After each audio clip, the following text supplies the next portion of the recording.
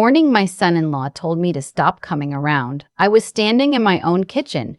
I had driven 40 minutes to bring them a pot of beef stew because my daughter had texted me the night before saying she was exhausted and the kids hadn't had a real meal in days. I let myself in with the key they gave me 3 years ago, the key they asked me to have, so I could pick up the grandchildren from school when they needed me.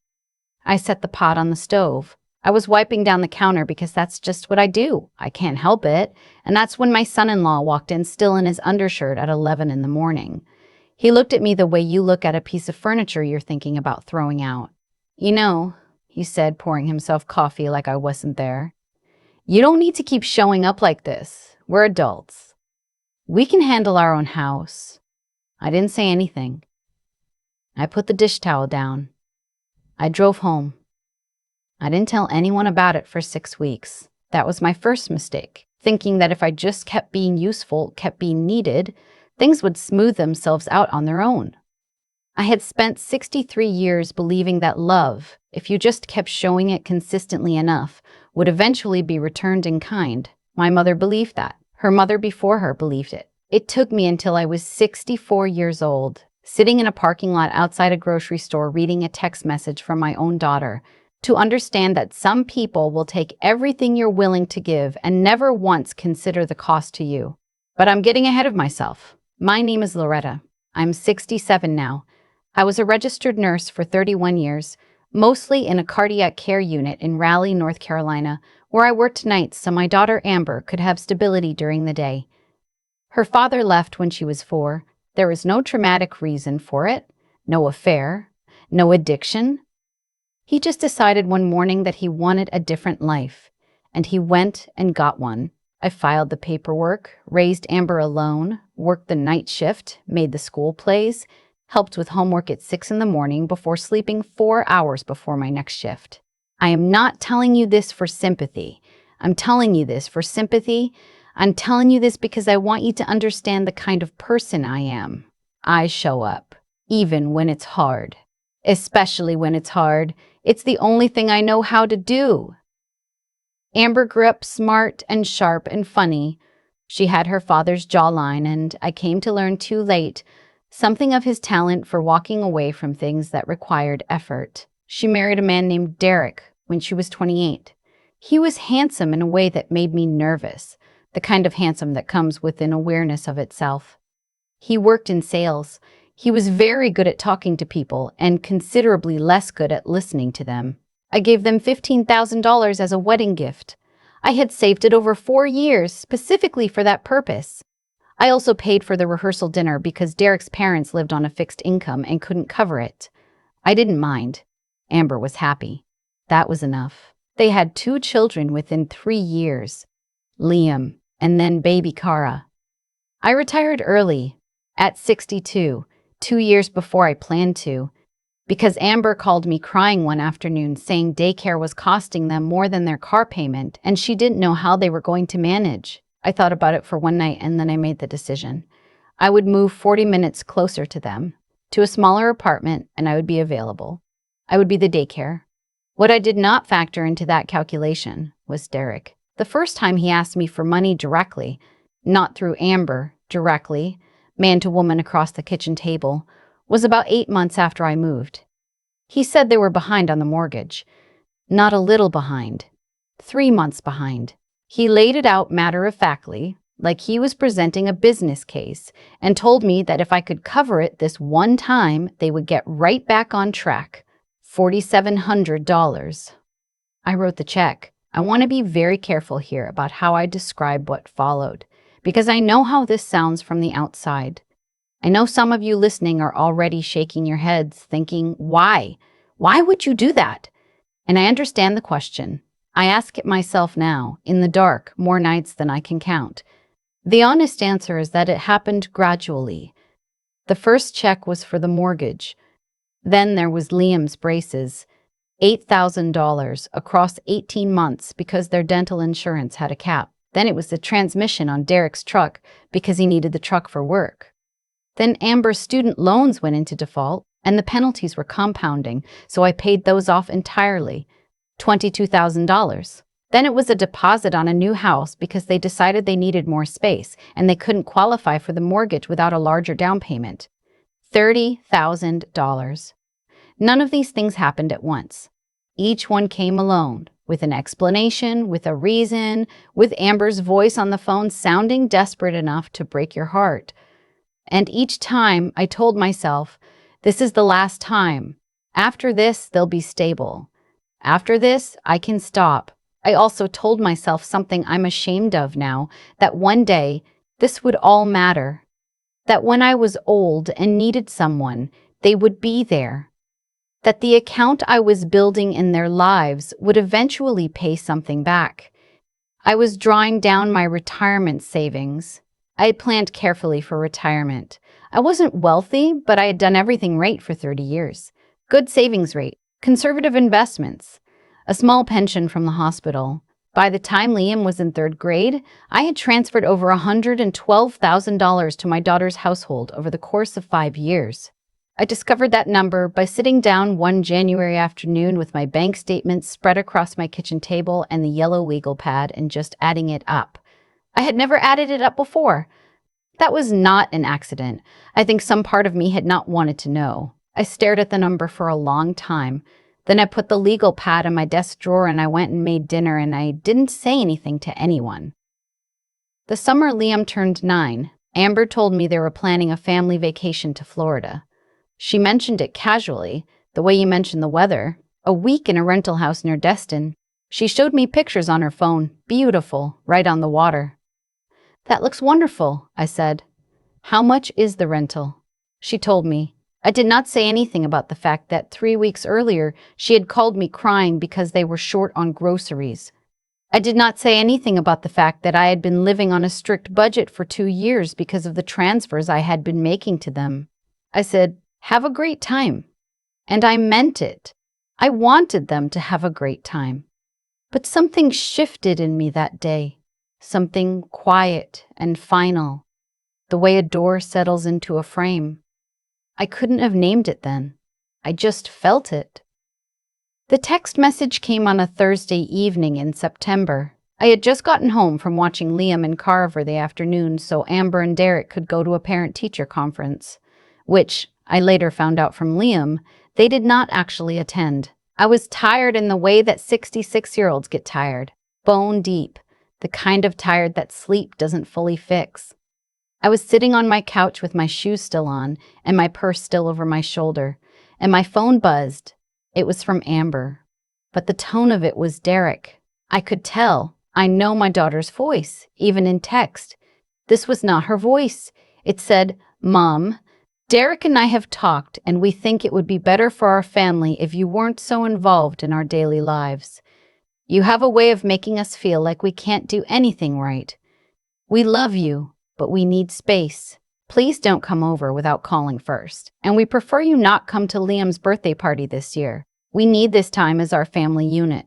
I read it 4 times. Then I put my phone face down on the couch cushion and I sat very still for a while. I want to tell you what I felt, and I want to be honest about it. The first thing I felt was not anger. It was humiliation.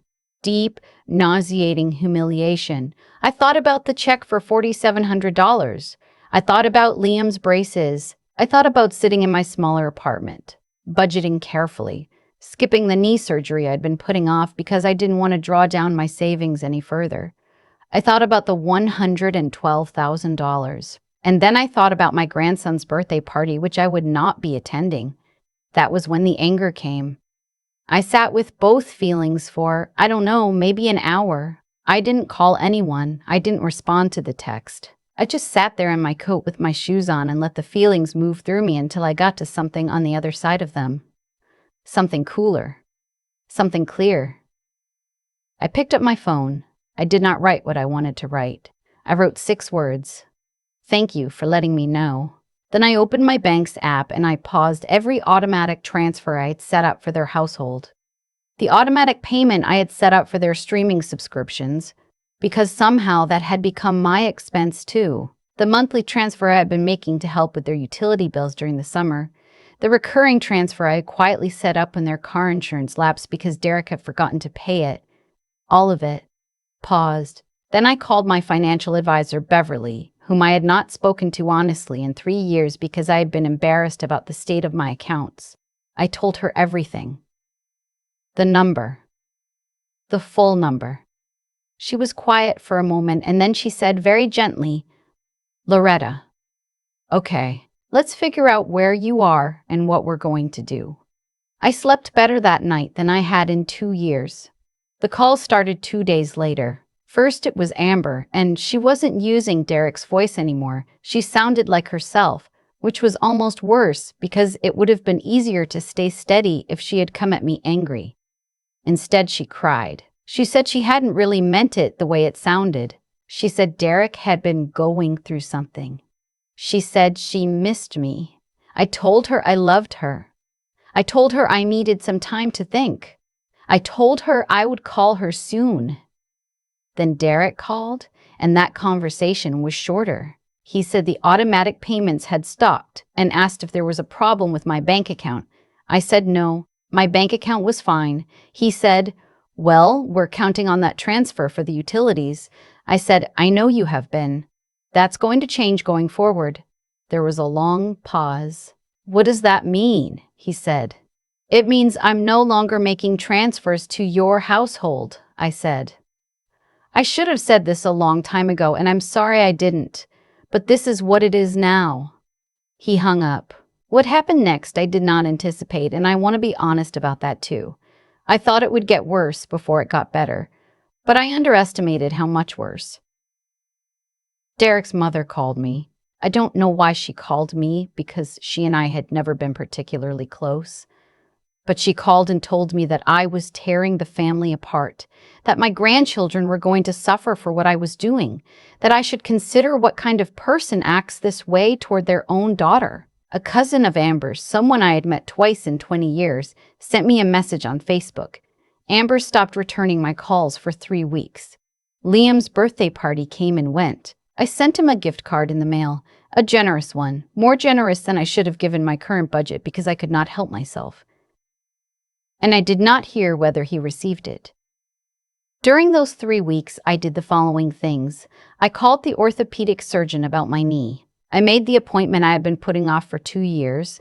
I started a new budget with Beverly's help that actually reflected my real financial situation. I joined a water aerobics class at the community center because it was good for my knee and because it got me out of the apartment. I called my college friend Pamela in Atlanta, whom I had been too embarrassed and too busy to call for years, and we talked for 2 hours. I also did something I want to mention carefully, because it is the part of this story that surprised me most about myself. I talked to an attorney, not because I was planning to do anything aggressive, but because when I finally sat down and looked at some of the documentation around the money I had transferred, some of it given in response to very specific representations Derek had made about how it would be used, I had questions. My attorney, a woman named Patricia, who had a very calm manner and a very tidy office, looked over what I brought her and told me some things that I found illuminating. She said that some of what had happened might constitute financial elder abuse under North Carolina law, depending on documentation and intent. She said I was 66. I had been making large financial transfers under emotional pressure and what could be characterized as misleading circumstances, and that I had options I may not have considered. I told her I wasn't sure I wanted to pursue anything. I just wanted to understand where I stood. She said that was a completely reasonable position, and she would help me document everything regardless, so that I had it if I ever needed it. I drove home from that appointment feeling something I hadn't felt in a very long time, and it took me until I pulled into my parking spot to identify what it was. I felt like myself. Not a mother, not a grandmother, not a resource, just Loretta. The woman who had worked 31 years of night shifts and raised a child alone and saved carefully and had opinions and plans and a life that belonged to her. Amber came to see me on a Saturday morning in October without Derek. She sat at my kitchen table and she cried, really cried, and she told me that she knew. She knew how much I had given. She knew what it had cost me. She said she had let Derek run the household in a way that she hadn't examined closely enough for a long time, and she was examining it now. It was one of the hardest conversations I have ever had, and also one of the most real. I did not hand her a check at the end of it. That was new. She did not ask me to. Things between me and Amber are not fixed. I want to be honest about that too, because I think sometimes these stories wrap up too neatly and real life does not do that. We are talking. We are careful with each other in a way that is both tender and a little sad. I see the grandchildren on Wednesday afternoons and most Sundays. That arrangement was made clearly on the phone, with both of us agreeing to it out loud. Not assumed, not defaulted into, actually agreed upon. Derek and I do not speak. That is not a wound for me. Some relationships reveal themselves to be what they are. I am having my knee done in March. Beverly tells me that if I am very careful for the next 4 years, I can still retire comfortably. Not exactly as I had planned, but comfortably. I bought myself a small azalea plant for the balcony of my apartment. Every morning I check it before I make my coffee. I think about the woman who drove 40 minutes to bring her daughter beef stew and stood in that kitchen being made to feel like an inconvenience. I think about her often, and I want to say something to her, but I don't know that she would have been able to hear it yet. She wasn't ready. She needed to get to the parking lot and the text message and the 6 words first. Sometimes that's what it takes. I spent 66 years believing that love proved itself through what you were willing to sacrifice. I think I had it partially right. Love does ask things of you. Real love, the kind that goes the distance, does require sacrifice. But sacrifice is supposed to move in both directions. And when it only ever flows one way, when you are always the one giving and there is always another reason why it can't be returned yet, soon, eventually, that's not love asking something of you. That's someone taking something from you. And there's a difference. It took me too long to learn it, but I know it now. My granddaughter Cara called me last week by herself, which she never does. She's 7. She called to tell me that she lost a tooth. She said, "Grandma, I put it under my pillow and I got $3. I told her that was wonderful and asked her what she was going to do with it. She said she was going to buy a book about horses because she wanted to learn everything about horses. I told her that was the best plan I had ever heard. I stayed on the phone with her for 22 minutes. She told me everything she already knew about horses, which was more than you might expect from a 7-year-old, and I listened to every single word. That is what I am here for. Not the mortgage, not the utilities, not the car insurance or the down payment or the braces. This. 22 minutes on the phone with a little girl who lost a tooth and wanted to tell her grandmother about it. If you are out there right now carrying something like what I was carrying, giving and giving until you cannot remember what you kept for yourself, I want you to know something. The love is real. The love you have for your family is real, and it is not wasted, even when it feels like it has been. But you are not a bank. You are not a resource. You are a person, and the people who love you the way you deserve to be loved will be able to see the difference. The ones who can't, they'll call when the automatic payments stop. You'll know what to do. Where are you watching from today? I'd love to hear from you in the comments. And if this story meant something to you, please share it. You never know who out there needs to hear it right now. I've thought about what I would say if someone asked me what I learned from all of this. Not the tidy version, the real one. Here's what I keep coming back to. The situation with Derek and Amber didn't happen because they were terrible people and I was a saint. It happened because I made a choice over and over again to give without ever asking the hard question. What is this teaching them? What is this teaching me? I wrote that first check for $4,700 because I loved my daughter and I didn't want her to lose her home. That was a real reason. But somewhere between that first check and the $112,000, I stopped making decisions based on love and started making them based on fear. Fear that she would struggle. Fear that the grandchildren would go without. Fear, and I might as well say this plainly, that if I stopped being useful, I would stop being wanted. That's the thing nobody talks about when they talk about giving too much. It's not always about being naive. Sometimes it's about being afraid. And Derek, whether he understood it consciously or not, could feel that fear in me the way certain people can always smell where the open wound is. That's not an excuse for what he did, but it's the truth about what I let happen. Amber is my daughter, and I love her, but I failed her too in my own way. Not by giving. Giving isn't the failure.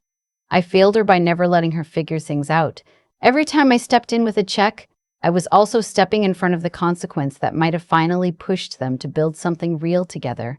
That's a hard thing to sit with. I sit with it. What turned it around for me wasn't anger. I want to be clear about that.